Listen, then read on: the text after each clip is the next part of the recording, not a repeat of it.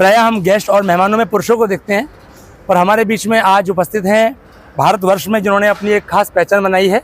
आर्य समाज ही नहीं और भारत ही नहीं बल्कि भारत के से बाहर की सीमा, भारत की सीमाओं को चीरते हुए विदेशों तक जिसकी ख्याति आज पहुंच चुकी है, ऐसी विदुषी वेदज्ञ महर्षि स्वामी दयानंद की उन रुकी हुई परंपराओं को आगे बढ़ाते हुए महर्षि दयानंद का और आर्य समाज के नाम को गौरव और गौरवान्वित से आकाश तक गुंजायमान तक पहुंचाते हुए हमारी बहन आयुषी राणा, आपका स्वागत है पंडित जी आर्य समाज मुंबई के चैनल पर। धन्यवाद। जहाँ तक मैं आपको जानता हूँ बहन, आपने गुरुकुल नजीबाबाद से पढ़ाई की है, विद्याध्ययन किया है जी। और आचार्य प्रेमवदा जी, वो उनके लिए मैं बहुत सम्मान करता हूँ और मैं उनको पर्सनली भी जानता हूँ बहन जी। तो आप उस आर्ष परंपरा की एक पौधा है जिन्होंने विचारों के क्रांति से वो पौधा आज एक वटवृक्ष बन चुका है।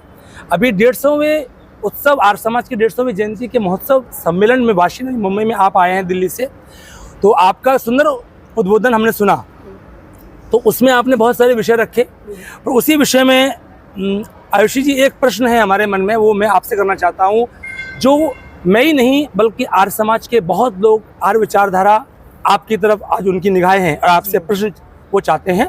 और प्रश्न ये है, वो उत्तर चाहते हैं कि नारियों की उत्थान के लिए हम लोग बड़ी बड़ी बातें करते हैं नारियों के बारे में, तो मैं जानना चाहता हूँ आयुषी जी, नारियों के उत्थान के लिए आर्य समाज ने क्या किया और उन नारियों के उत्थान के लिए आप व्यक्तिगत रूप से उसमें क्या विचार रखते हैं, ये हमको जरा समाज के लिए, आर्य समाज और बाहर के लोगों के लिए विचार दीजिए प्लीज। जब महर्षि देव दयानंद सरस्वती इस धराधाम पे आए 19वीं सदी में, वो ऋषि ऐसी ऐसी समस्याओं का समाधान देके गए जो आज समस्या विकराल रूप से हमारे सामने मोबाइल खड़ी है।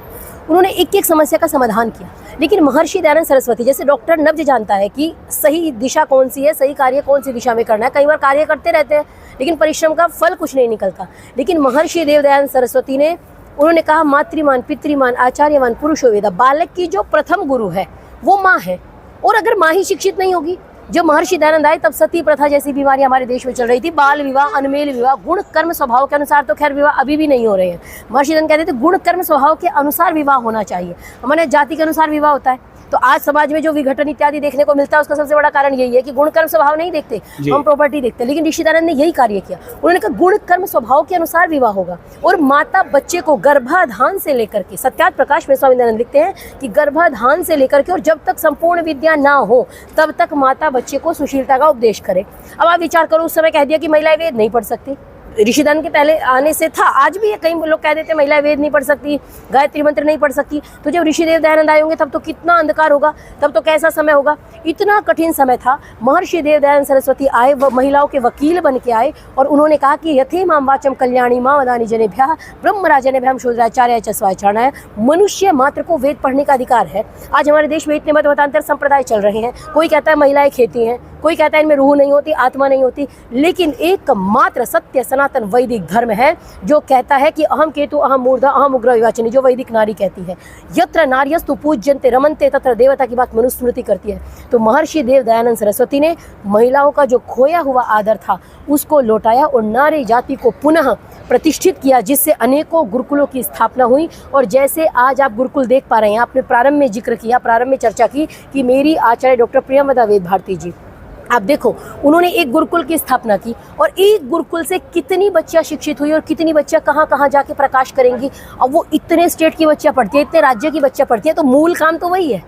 और आर्य समाज का आप ये देखिए, ऋषि दयानंद ने ये किया कि 2 दिन के सम्मेलन में भी महिला सम्मेलन रखा गया है, तो नारियों को कितना सम्मान, कितना आदर मिल रहा है। और मेरी योजना ये है कि जो हमने अपनी आचार्य जी से पढ़ा, उनके चरणों में रह के पढ़ा। कई बार लोग अगर मुझे कोई कहे कि आप अपनी आचार्य जी के जैसी आवाज़ है, अर्थात उनकी भारी आवाज़ है, मुझे भी कोई कहता है तो मुझे बड़ी प्रसन्नता होती है। कोई भी व्यक्ति, मैं तो कहती हूँ वो तो सूर्य है, हम तो बहुत ही दीपक जैसे हैं। तो आचार्य जी से अगर कोई ये भी कह रहा है, ये बहुत बड़ी बात है। और स्वामी दयानंद के लिए ये कहूँगी, हम दिव्य नहीं है, दयानंद से एक छोटी सी चिंगारी है, लेकिन जहाँ खड़े हैं वहीं राष्ट्रीय अस्मत के एक पुजारी हैं। तो उन्होंने महिलाओं के लिए इतना कार्य किया, वेद पढ़ने का अधिकार दिलाया, सती प्रथा जैसी बीमारियों को खत्म किया। तो आज नारियों का भी दायित्व बनता है कि वो वेदों को पढ़ें, वेदों का प्रचार प्रसार करें। और स्वामी दयानंद जैसे कहते हैं, वेद का पढ़ना पढ़ाना और सुनना सुनाना सब आर्यों का परम धर्म है। तो मैं अपनी बहनों से कहूँगी कि आइए, आज आधुनिकता की आंधी में संस्कारों का अभाव हो गया, मुस्कान जैसे कांड हमको देखने को मिलते हैं। हमको लगता है या तो पुरुष को दबाना है या महिलाओं को दबाना है। क्यों दबाना है मेरे को समझ में नहीं आता भाई।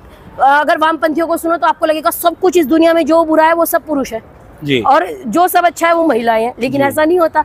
दोनों समाज की धुरी हैं। जैसे गाड़ी के लिए दोनों पहिए की आवश्यकता होती है, वैसे दोनों को संस्कारित होने की आवश्यकता है। अगर संस्कारित होंगे तो निश्चित रूप से हम एक दूसरे को दबाने का प्रयास नहीं करेंगे, एक दूसरे का हाथ पकड़ेंगे और आगे बढ़ने का प्रयास करेंगे। और संगच्छध्वम संवदध्वम समवो मनांसि जानताम, ये वेद की परिकल्पना तभी सार्थक हो पाएगी। बहुत बहुत अच्छा। और आयुषी जी, इसी में कड़ी और जोड़ूंगा आपकी बात को आगे बढ़ाते हुए। जी, जी, आपने मेरी एक बहुत पुरानी बात को सत्य कर दिया। अभी मैं चर्चा कर रहा था किसी के साथ कुछ, तो मैंने अपने प्रवचन में ऐसे बोल दिया कि आज इस देश का भविष्य महिलाओं के हाथ में है। जी जी जी। तो आयुषी जी, मेरे को उन्होंने एक सज्जन ने प्रश्न किया कि महिलाओं के हाथ में कैसे है, आप कुछ प्रमाणित करिए। जी जी। तो मैंने उनसे ऐसे पूछ लिया हाँ। कि आपके बच्चे हैं? बोले हाँ है। कौन से क्लास में पढ़ते हैं? बोले जी 10th में मेरी बेटी है, पढ़ती है। तो मैंने कहा अब ये बताइए आपके बच्चे किस विद्यालय में, मुझको नहीं पता। हाँ। और आप मुझे बताइए जिस विद्यालय में आपकी बच्ची पढ़ती है वहाँ पर कितने अध्यापक हैं? बोले जी करीब 200 होंगे अध्यापक। तो मैंने कहा 200 अध्यापकों में मुझे नहीं मालूम कौन सा आपका स्कूल है, विद्यालय है, क्या नियम है, बट मैं ये दावे से कह सकता हूँ कि उन 200 आपके जो शिक्षक हैं वहाँ पर, जी जी जी जी। उन 200 में आपके शिक्षिकाएं कितनी है और शिक्षक कितनी है? उनका मुंह बंद हो गया। वो कहने लगे हाँ ये बात तो है, वहाँ पर जो टीचर्स हैं, जो शिक्षिका है वो करीब 150 है और जो पुरुष है वो 50 है। जी जी। तो मुझे लगता है ये बात, आपकी बात ये एकदम सही है। और कहीं ना कहीं महर्षि ने जो पौधा लगाया था उसका फल आज कहीं ना कहीं हमारी बहनों को मिल रहा है। और ये परंपरा आगे ऐसे ही बढ़ती रहे। आपका फ्लाइट का टाइम है, मैंने आपसे 2 मिनट मांगा था, आपसे 10 मिनट ले लिया। पर एक छोटा सा और सवाल बस ये है कि आप वाशी नवी मुंबई में इस कार्यक्रम में आए, तो आप हमारे इस आर्य समाज के आयोजक समिति जो कमेटी है उसको, यहाँ के जो आर्य प्रतिनिधि सभा मुंबई है इसके हरीश आर्य जी प्रधान है, महामंत्री जी विजय गौतम जी हैं और सभी जो अधिकारी हैं और जो यहाँ पर जो कमेटी में लोग हैं और सभी आर्य समाजों के जो आर्य समाज हैं, उन लोगों ने जिस तरह से यहाँ की जो तैयारियां की हैं, भव्यता की है, उसमें आपको उसके लिए कुछ कहना है? कुछ कम लगा, कुछ ज्यादा लगा, कोई विचार है आपको? कैसा लगा? बस 1-2 मिनट में बात। बहुत ही पुरुषार्थ किया है, बहुत ही मेहनत की है, लगन के साथ कार्य करा है। और एक होता है कार्य करना और एक होता है मनोयोग से करना। पूर्ण मनोयोग से आपने कार्य किया। जैसे आप आ रहे हो, कैसे आओगे, कैसे जाओगे तक की बात अगर व्यक्ति, मैं कल ही कह रही थी कि इतनी अच्छी व्यवस्था की है, इतने बड़े कार्यक्रम को चलाना निश्चित रूप से बहुत परिश्रम का कार्य है। आप लोगों ने बहुत परिश्रम किया। मैं कभी अंधेरी आई थी, मैं कभी सांताक्रुंज आई, आज लोग मुझे मिले कि आप कभी आई थी। जब मैं 11वीं कक्षा में पढ़ती थी, शास्त्री प्रथम वर्ष में पढ़ती थी, लेकिन आज इस रूप में आना मेरे लिए सच में गौरवान्वित करने वाला है। मुझे आकर के बहुत अच्छा लगा। और ऐसे पर्व हमारे बीच में आते रहे, ये हमको प्रेरणा देते हैं, झकझोर देते हैं कि महर्षि का कार्य अभी और करना है, पुरुषार्थ करेंगे, मेहनत करेंगे, आगे बढ़ेंगे और निश्चित रूप से ऋषि देव दयानंद सरस्वती के कार्य को घर घर लेकर के जाएंगे। उनके संदेश को जन जन तक, वो कहा ना, जिस दिन वेद के मंत्रों से धरती को गुंजाया जाएगा उस दिन मेरे गीतों का त्योहार मनाया जाएगा। और अंतिम में जैसे मुस्कान कांडवा, इसके लिए 2 पंक्तियां कहूंगी कि जिस हिसाब से हमारे देश में बेटियों को बराबरी सिखाई जा रही है, बराबरी नहीं भाई, आप अग्रणी है, आप सम्माननीय है, लेकिन आप उसको झेल नहीं पा रहे। तो वही है कि डूब गया संस्कृति का पेड़ा तो फिर भारत क्या होगा,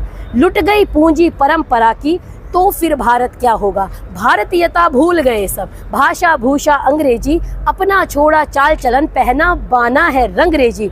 और डूब गए पश्चिम के रंग में तो पूरब का क्या होगा, और डूब गया संस्कृति का बेड़ा तो फिर बहुत सुंदर, बहुत सुंदर। तो ये जो आपकी जो जीत है, आपकी जो उपलब्धि है, इसको आप अपनी जीत मानते हैं, महर्षि दयानंद की मानते हैं? नहीं, निश्चित रूप से। आज भी मैंने कहा, कई बार मैं मनुस्मृति पे बोल रही हूँ, वेद पे बोल रही हूँ, तो बस ये संक्षिप्त कहूंगी कि कई लोग मुझे कहते हैं आप फलाने का धन्यवाद दीजिए, उसका धन्यवाद दीजिए, आपको बोलने का अधिकार दिया, आपको तो शूद्र कहा। बिल्कुल नहीं, कुछ नहीं। सबसे पहला धन्यवाद परमपिता परमात्मा का, जिन्होंने वेद रूपी ज्ञान दिया। द्वितीय धन्यवाद, वही मैंने व्याख्यान वेदी से बोला। दूसरा धन्यवाद महर्षि देव दयानंद सरस्वती का, जिन्होंने वेद पढ़ने का अधिकार दिलाया।